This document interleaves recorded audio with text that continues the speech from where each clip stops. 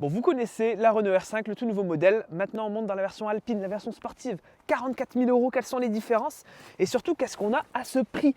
Eh bien, regardez la présentation. Bon, c'est globalement très proche par rapport à la R5. Néanmoins, le volant, eh bien, il est différent. Volant façon F1, puisque lui, on est dans une alpine.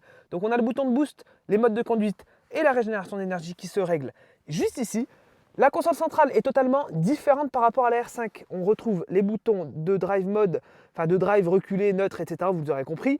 Le petit logo Alpine, ça c'est différent. Pas beaucoup de rangement dans cette voiture, c'est un peu le point négatif finalement.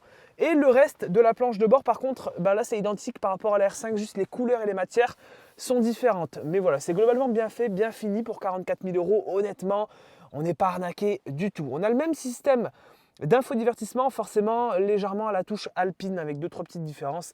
Les teintes de couleur bleue et évidemment là aussi un petit affichage qui diffère légèrement. D'ailleurs, vous voyez la conso qui est un peu élevée sur cette voiture, ça sera son premier défaut. Mais globalement, on est quand même bien, on est bien installé, il y a une bonne ergonomie. On ressent quand même qu'on est dans une voiture assez sportive, même si honnêtement, j'aurais préféré avoir quelque chose d'encore plus radical. J'ai pas été déçu, mais peut-être un petit peu frustré.